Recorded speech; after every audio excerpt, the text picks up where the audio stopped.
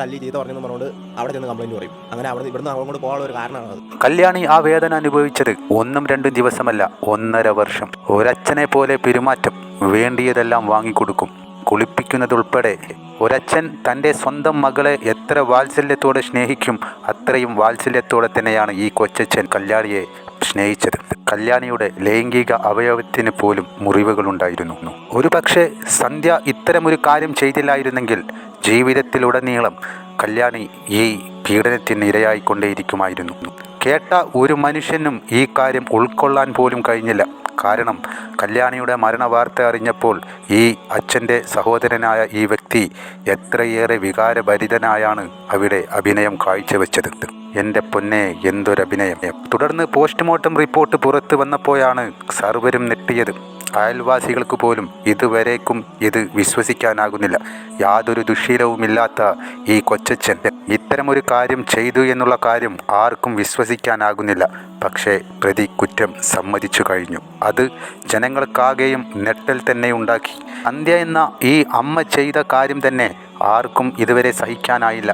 അതിനുശേഷം 1.5 വർഷം ഇത്തരമൊരു സാഹചര്യം ഈ കുട്ടി നേരിട്ടുകൊണ്ടിരുന്നു എന്നുള്ള വാർത്ത, അത് കേട്ട ഓരോ മനുഷ്യനെയും വിഷമത്തിൻ്റെ കൊടുമുടി തന്നെ കഴിച്ചിട്ട്. സ്വന്തം മകളുടെ സ്ഥാനത്തുള്ള ഒരു കുട്ടിയോട് തന്നെ ഇയാൾക്ക് ഇത്തരത്തിൽ എങ്ങനെ ചെയ്യാൻ കഴിഞ്ഞു എന്നുള്ള കാര്യം മനസ്സിൽ പോലും ആലോചിക്കാൻ കഴിയുന്നില്ല. എന്നും രാത്രി കൂട്ടുകിടക്കാൻ വന്നത് കൊച്ചച്ഛൻ. സന്ധ്യ ഈ കാര്യം എന്തിനു ചെയ്തു എന്നുള്ള കാര്യം ഇതുവരെ പുറത്തു പറയാത്തതും പലതരത്തിലുള്ള സംശയങ്ങൾക്കാണ് ഇടവരുത്തുന്നത്. ഈ വിഷയത്തിൽ അഭിപ്രായം പറഞ്ഞ ഇവരുടെ അയൽവാസിയായ ഒരു വ്യക്തി പറഞ്ഞത്, ഇവൻ ഇത്തരക്കാരനായിരുന്നെങ്കിൽ ആ അച്ഛൻ അവനെ അവിടെ നിന്ന് കൊന്നു കളഞ്ഞേനെയെന്ന്. സ്വന്തം അച്ഛൻ പോലും ഇത്തരത്തിൽ പ്രയാസപ്പെട്ടില്ല.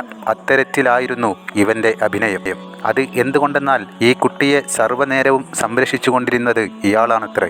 അങ്കലവാടിയിലെ ടീച്ചറിന് പോലും യാതൊരു സംശയവും ഉണ്ടായില്ല. പ്രിയപ്പെട്ട അങ്കലവാടി ടീച്ചർമാർ ഇതുപോലെ കുട്ടികളുടെ ദേഹത്ത് കാണുന്ന മുറിപ്പാടുകൾ എന്തുകൊണ്ടുണ്ടായി എന്നുള്ള കാര്യം കുട്ടികളോട് തന്നെ ചോദിച്ച് മനസ്സിലാക്കേണ്ടതാണ്.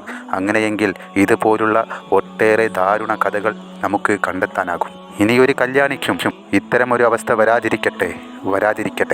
ഇല്ല, ഒട്ടും അറിവില്ല. അറിവുണ്ടായിരുന്നെങ്കിൽ അന്ന് തന്നെ അവനെ കൊന്നേനെ. അവരാണ് കുളിപ്പീരും പല്ല് തേപ്പീരും മുഞ്ഞ് കഴിക്കലും ഇരിക്കുന്നതും ഉടുപ്പ് മേടിച്ച് കൊടുക്കുന്നതും ഒക്കെ അവരാ സഹോദരൻ. അവൻ്റെ കുട്ടികളെ കിടന്ന് ഉറങ്ങണമെന്ന് വരും. ഞങ്ങൾ ഇങ്ങനെയുള്ളവനെ ഇനി വെച്ചോണ്ടിരുന്നിട്ട് യാതൊരു ഫലമില്ല. കാരണം ഈ കൊച്ചിനെ ഇതിങ്ങനെ ചെയ്തെന്ന് പറഞ്ഞിട്ട് മനുഷ്യർക്ക് തന്നെ ഇത് ആദ്യം കേട്ടാൽ വിശ്വസിക്കാൻ പറ്റില്ല. നമുക്ക് അങ്ങനെ പറ്റും.